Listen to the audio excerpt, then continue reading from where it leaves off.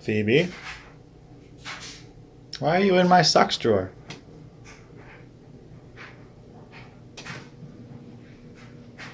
Why are you in my... Good afternoon.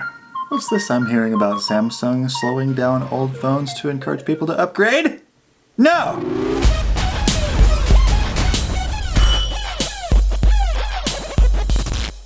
It's been a minute. Little minute. Yeah. My job's been kicking my ass. It's been exhausting, so that's why the upload's late. Sorry! But some good news, I'll be starting to travel for work now, which means that the videos will start coming from more interesting places. That's cool! After going across 5 or 6 different articles talking about this issue, it became clear to me that there are some grave exaggerations. And it's all coming from Italy. It says here that an Italian regulatory group says the update significantly reduced performance of the phones. The Italian Competition Authority fined both companies about $5.5 million. Excuse me, $5.7 million. It says both companies urged people to install updates that weren't adequately supported by their devices. Okay, here's something. I think one needs to define adequately supported. They said that Apple and Samsung failed to provide customers with an effective way to recover the full functionality of their devices. And outside of those quotation marks, it said this pushed consumers to buy new devices. So they're not saying that the Italian company said that this pushed people to buy new devices. They're saying that ergo, as a result, this encouraged people to buy more devices. Apple's already acknowledged that they slowed down their iOS devices after a certain point in time for what I consider the bullshit reason. Stupid, like, oh shit, we're caught, let's think of something quick type reason of after a certain amount of time, the battery just can't hold up and withstand iOS's demands, and so to prevent unexpected shutdowns, we slowed the phones down. This from the company that also says that their operating system is efficient and blah, blah. But unlike any other Android manufacturer, we have the most advanced mobile operating system in the world. That's so hard on the batteries that we have to slow them down after a year. Most advanced mobile operating system. Man, you.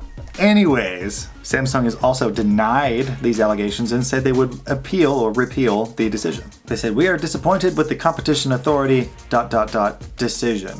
And that's in quotation marks, so I'm assuming that usually when companies or people get quoted and there's words, and then the last word, it means that there was something else in there that didn't quite make it. So I withhold comment on that because I don't know what got redacted or not.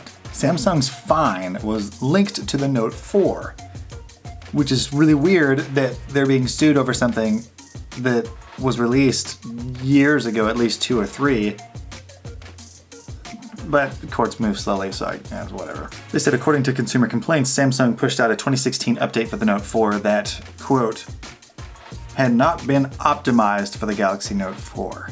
Said their performance was significantly impacted. The investigation noted that the update put too much stress on the Note 4's older hardware and caused various malfunctions, including unwanted restarts. They compare these same issues to the same unwanted restarts that Apple claimed they were trying to avoid by, I'm just gonna keep these up here, claimed that they were trying to avoid by throttling the phones without asking or telling anyone, giving anyone a heads up.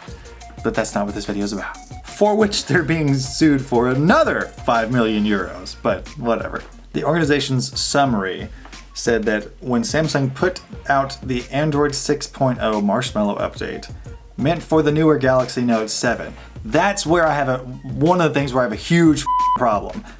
They did not give the Note 4 the same update that was supposed to go to the Note 7.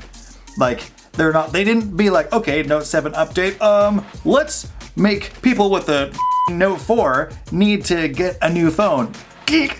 No, that's not what happened. They issued an update for... Mine just went totally blank. Marshmallow for the older models, just like they have for years, just like Apple has done for years. They said those who installed it on the Note, wow, the floating spec thing, it just went in front of the lens.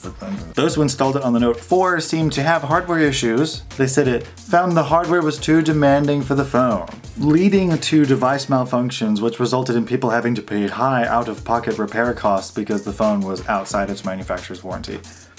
That's a hunk of shit. And I'll tell you why. Even if they had to go and pay to get their phone repaired, we're not talking about cracked screens here. We're talking about software issues. Like it's highly unlikely, I'm not gonna say impossible, but highly unlikely that a software update damaged the hardware on the phone to the point where they needed to go and get an out of warranty repair service on it. I mean, come on. I want to know more details about that. The article didn't give those deets, but I want the deets because I want to know how that happened and what exactly they were paying high cost repairs for. This one, I found this part funny. It says, another article says, the report says both companies' decisions to have customers install newer firmware on older phones, you mean software updates? Quote, caused serious dysfunctions and reduced performance significantly, thereby accelerating the process of replacing them. If the problems that they found and reasons that they gave for finding those problems did not exist, then there would only be, there would be no improvement. Technology is getting faster. Operating systems now have more wiggle room to do more stuff. Both iOS and Android do this. Like, hey, we couldn't do this before. Now the software is more powerful this year than it was 3 years ago. Let's try this. This will be great. And if they never did that, then we wouldn't have made all this progress. Like, what the man? It's like some butthurt person at this Italian company, or people at this Italian company, didn't like Samsung or thought that Samsung was doing the same thing or needed to do the same thing, or the people who reported the problem to them were just sorely mistaken. I'm gonna be nice. The Note 4 shipped with Android 4. Big changes came after or between Android 4, 5, and 6. It's been a known thing that when Samsung phones go from one major operating system number to the next, and we're not talking about 5 to 5.5 or 6 to 6.1, we're talking about going from 5 point whatever the to 6 point whatever the sometimes there are problems. It's been happening for years. And on the flip side, when iOS updates come out, there are problems, like people losing their photos. But again, that's not what this video is about. So when you take hardware that was designed for an operating system that's 2 years older than the update that it received and try to make them work together, yeah, there's gonna be some problems. But only now are they going and saying, oh, Samsung's slowing down my phone on purpose to make me buy a new phone. No, they're not. Your old phone that used to work really well with Android 4 doesn't work as well with Android 6. Samsung's not out to get you. It's like, ugh. Here's the difference between the two.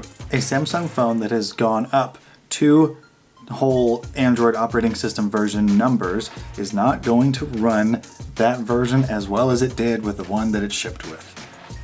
Apple, on the other hand, when they slowed down people's phones, they were doing this on purpose to prevent unexpected shutdowns. No, they are two different things.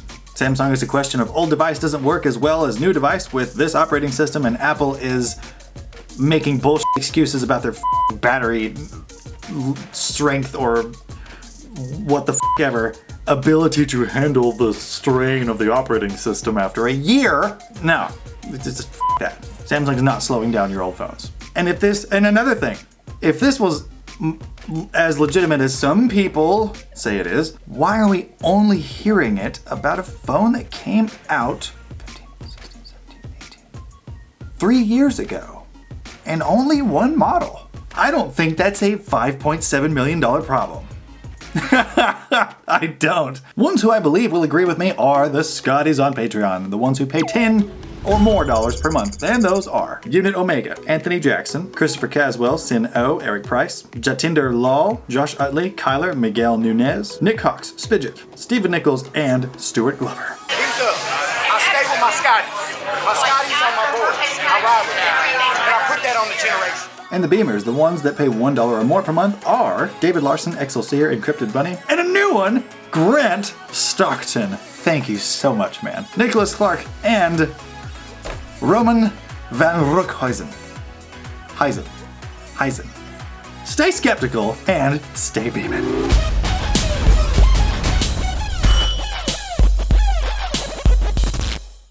After going across $1 million,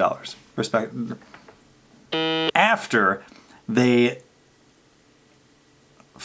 we have the most advanced operating system in the world that can't handle wait, hold on. Whose battery damn it. I gotta do the whole thing again. We have the most advanced, which they're getting another they're saying, oh, well, I think that because God,